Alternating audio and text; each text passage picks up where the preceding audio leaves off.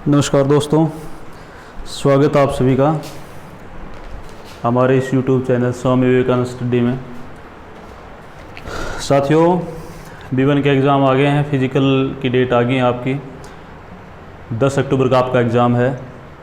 तो क्लासें अभी से शुरू कर देते हैं, क्योंकि YouTube पे इतनी लंबी वीडियो बनती नहीं है जितनी हम चाहते हैं। तो छोटी छोटी वीडियो बनानी पड़ेंगी, रोज़ाना बनाएंगे तो तभी हमारा सिलेबस क्लियर हो पाएगा। आप भी अभी से अपनी ये वीडियो देखना चालू कर दें। तो बगैर टाइम को ख़राब किए अभी से शुरू कर लेते हैं अपना। तो ये आपको दिख रहा होगा IPC 1860 लिखा हुआ है। सबसे पहले अपने IPC से शुरू करते हैं, क्योंकि जब भी बात लॉ की होती है तो सबसे पहले इंडियन पेनल कोड के बारे में बात होती है। क्योंकि जो मोस्टली जो बड़ी बड़ी सज़ाएं दी गई हैं, जो सबसे पहले लॉ बना था इंडिया में, पहले राजा महाराजाओं का शासन होता था, उनके राज चलता था। जब अंग्रेज़ आए 1860 में, उन्होंने अपना कानून बनाया तो इंडियन पेनल कोड बनाया। तो इंडियन पेनल कोड से शुरुआत करेंगे हम। तो इंडियन पेनल कोड 1860 में 6 अक्टूबर 1860 को बन के तैयार हो गया था, भारतीय दंड संहिता जिसको हम बोलते हैं। और इसको लागू किया गया था 1 जनवरी 1862 को भारतवर्ष में लागू किया गया था। जम्मू कश्मीर पर लागू नहीं थी। जम्मू कश्मीर पे अभी 31 अक्टूबर 2019 से लागू हुई है ये। जो जब ये धारा 370 वगैरह हटा दी गई, 5 अगस्त को हटी थी धारा 370। ये भी पूछ लेते हैं एग्जाम में, जीके के क्वेश्चन में। क्वेश्चन पिछली बार पूछा गया था, तो आगे भी पूछ सकते हैं। और ये बिल्कुल जो इंडियन पेनल कोड लागू हुआ था वो हुआ था 31 अक्टूबर को, सरदार पटेल की जो मनाते हैं वो। अब 1 जनवरी 1862 को लागू हुई थी। 23 अध्याय और 511 धाराएँ इसके अंदर हैं। 23 अध्याय हैं और 511 धाराएँ IPC के अंदर हैं। जो हमको करना है वो हमें करना अपना B1 का सिलेबस। भाई B1 क्लियर करनी है, B1 का सिलेबस हमें करना है। तो हम जो B1 के अंदर जो सिलेबस दिया गया है उसी को कवर करते हुए चलेंगे। तो B1 के अंदर जो धाराओं की शुरुआत हुई है, लॉर्ड मैकाले इसका जनक कहा जाता है। भाई ये भी अपना नोट कर लेना, ये क्वेश्चन भी काफ़ी बार पूछ लिया जाता है। IPC का जनक किसे माना जाता है? लॉर्ड मैकाले को। तो ये तो बात होगी अपनी यहाँ की। अब चैप्टर चलता है 2,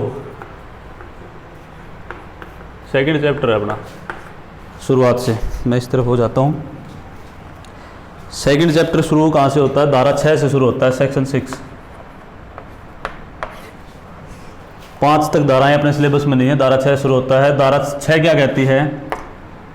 संहिता में दी गई परिभाषाओं का अपवादों के अधीन समझे जाना। ये आपकी किताब में होगी, आप देख लेना। किताब अपने साथ साथ खोल लेना। भाई मैं बता देता हूँ, किताब अपने साथ साथ खोलना। संहिता में दी गई परिभाषाओं का अपवादों के अधीन समझा जाना। अपवाद कौन से हैं? अपवादों के अधीन अपवाद है भाई 76 से 106। जो जनरल एक्सेप्शन का चैप्टर आपका आएगा, चैप्टर 4 जो है जनरल एक्सेप्शन का, इसमें जो सामान्य अपवाद हैं वे हैं ये, जिनमें बचाव बताया गया है कि कहाँ कहाँ पे आपका बचाव है। तो जो तमाम परिभाषाएं दी गई हैं वो अपवादों के अधीन समझी जाएंगी। धारा 76 से 106 के अधीन समझी जाएंगी तमाम परिभाषाएं जो दी गई हैं इसके अंदर। धारा 7 बताती है कि एक बार स्पष्टीकृत पद का भाव, एक बार स्पष्टीकृत पद का भाव। इसमें बताया गया है कि जो शब्द एक बार बता दिया, जिसकी परिभाषा एक बार दे दी, जब तक उस शब्द के बारे में ये न लिखा जाए कि इसका अर्थ इस धारा में ये अलग से माना जाएगा, तब तक उस शब्द का भाव वही माना जाएगा हर लॉ के अंदर। अगर कहीं अलग से उसकी परिभाषा दूसरी दी गई है तो वो अलग से मानी जाएगी। जिस प्रकार आश्रय देने की परिभाषा है, लेकिन ये जो वो आश्रय देते हैं, जो लड़ाई झगड़े में आश्रय दे देते हैं, या और दूसरा जो किसी और धारा 130 वाला आश्रय देते हैं, वो इसमें मान्य नहीं होगा। इसमें आश्रय देना, वो पति पत्नी को आश्रय देने वाला आश्रय ही माना जाएगा। तो ये धारा 7 है। अगली है धारा 8 जेंडर। धारा 9 है वचन। जो इम्पोर्टेंट है वो आपको कराते चलें, बाकी ये याद रखने की है, नंबरिंग से अपने याद रख लेना, ज़्यादा कुछ नहीं है इसमें। और बात इतनी याद जरूर रखनी है कि भाई हिंदी और इंग्लिश दोनों याद रखने हैं, क्योंकि कई बार इंग्लिश का शब्द पूछ लिया जाता है। वो मैं बताऊंगा कौन सी धारा में पूछा गया था, अभी आगे आएगी। सेक्शन 10 जो है, इसमें है कि पुरुष और स्त्री।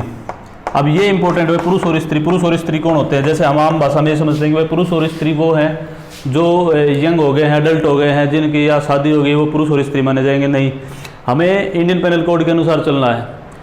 इंडियन पेनल कोड के अनुसार जो पुरुष और स्त्री क्या है, जिसका जो अभी जन्म हुआ है, जन्म होते ही ये पता लग गया कि लड़का है, जन्म हुआ है अभी जस्ट और पता लग गया लड़का है, तो पुरुष ही माना जाएगा। जन्म के समय पता लग गया लड़की पैदा हुई है, वो स्त्री उसी समय से उसको स्त्री माना जाएगा। अगर कोई नवजात बच्ची को भी मान लो कोई अनजान आदमी है और उठा के प्यार में, चाहे प्यार में बच्चे को किस करता है, प्यार में चूम लिया बच्चे को, लेकिन अगर उसके पेरेंट्स हैं, अगर ऑब्जेक्शन करते हैं तो 354 का मुकदमा हो जाएगा उसके खिलाफ, क्योंकि वो स्त्री में काउंट होती है बच्ची भी। तो ये पुरुष स्त्री का अपना ध्यान रखना भाई। कभी ये सोचो कि जो जवान है वो ही पुरुष स्त्री होते हैं, जिसने जन्म ले लिया पता लग गया वो पुरुष स्त्री में काउंट होने लग जाता है भाई। अब ये बहुत लंबा हो जाएगी वीडियो, अब आगे चलते हैं।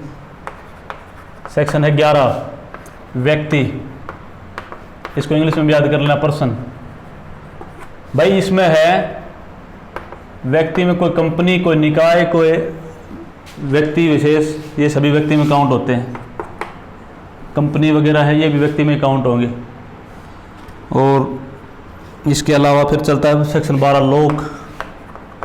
लोक तो आप समझते हो, पब्लिक, जनता, लोक कहलाती है। सेक्शन 13 अपनी हट गई, 13 है ही नहीं। सेक्शन 14 इसके बाद सरकार का सेवक। ये दो सेक्शन है, कंफ्यूज करेंगे। एक लोक सेवक होता है, एक सरकार का सेवक होता है। जो सेक्शन 21 है उसमें लोक सेवक की परिभाषा है, और सेक्शन 14 में गवर्नमेंट सर्वेंट की परिभाषा है, सरकार का सेवक जो होता है भाई। इसके बाद 15 और 16 हट गई हैं। सेक्शन 17 है जिसमें सरकार की परिभाषा बतलाई गई है। सरकार जो चुनी हुई सरकार जो भी है, राज्य सरकार, केंद्र सरकार, दोनों से इसका संबंध है। सेक्शन 18 में भारत। सेक्शन 18 में भारत की परिभाषा बताई गई थी। भारत पहले यह था कि जम्मू कश्मीर को छोड़ के संपूर्ण भारत, लेकिन 31 अक्टूबर 2019 के बाद ये भारत के अंदर संपूर्ण भारत काउंट किया जाएगा। जम्मू कश्मीर भी इसमें इंक्लूड होगा। उससे पहले जम्मू कश्मीर में आईपीसी लागू नहीं होती थी, तो ये जो भारत की परिभाषा थी ये सिर्फ जम्मू कश्मीर को छोड़ के लागू होती थी। लेकिन 31 अक्टूबर 2019 के बाद ये भारत की परिभाषा संपूर्ण भारत के लिए है, इसमें जम्मू कश्मीर का हिस्सा भी है। ये आप नोट कर लेना भाई। इसके बाद आती है सेक्शन 19, जो मैं बात कर रहा था अभी, न्यायाधीश। ये पूछी गई थी भाई 2019 के एग्जाम, 2018 वाले B1 के एग्जाम में। न्यायाधीश होता है जज भाई। और सेक्शन 20 होती है न्यायालय, कोर्ट ऑफ जस्टिस बोलते हैं इंग्लिश में।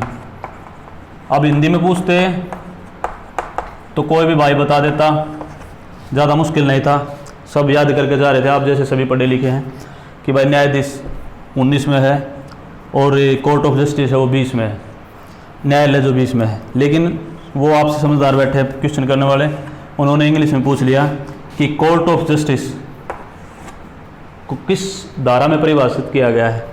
अब जैसे जस्टिस पढ़ा, कई लोग कंफ्यूज हो गए, जस्टिस पढ़ गई और सेक्शन 19 को टिक कर दिया, क्वेश्चन होगा गलत। नोट कर लो, जो न्यायाधीश है वो जज होगा, जज को न्यायाधीश बोला जाएगा। कोर्ट ऑफ जस्टिस है वो न्यायालय हो गया भाई। कोर्ट ऑफ जस्टिस न्याय का मैदान, न्याय की जगह, जो भी आप बोल लो, तो न्यायालय कहलाएगा। तो कोर्ट ऑफ जस्टिस में ये आ जाएगा, सेक्शन 20 है इसकी।